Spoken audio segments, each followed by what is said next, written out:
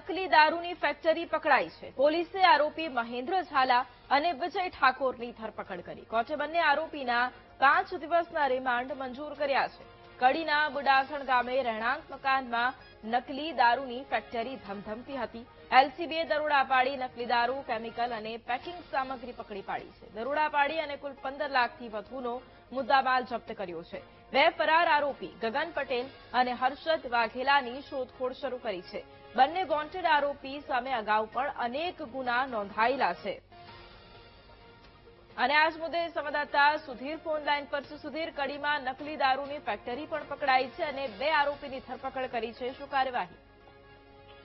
જી, મહેસાણાના જે કડીના જે બુડાસણ ગામે રહેણાંક મકાનમાં ચાલી રહેલા જે નકલી દારૂ બનાવવાની ફેક્ટરી ઝડપાઈ હતી। એલસીબી દ્વારા જે પોલીસે દોરડા પાડી અને 2 આરોપીને પણ ઝડપી પાડ્યા છે। જે બનાવટી દારૂ, આલ્કોહોલ, કેમિકલ અને પેકિંગ સામગ્રી કુલ સહિત 15.13.112 નો મુદ્દામાલ જપ્ત કર્યો હતો અને મહેન્દ્રસિંહ ઝાલા અને વિજયસિંહ ઠાકોર નામના 2 આરોપી પોલીસ ગિરફ્તારમાં છે અને અન્ય 2 આરોપી વોન્ટેડમાં છે।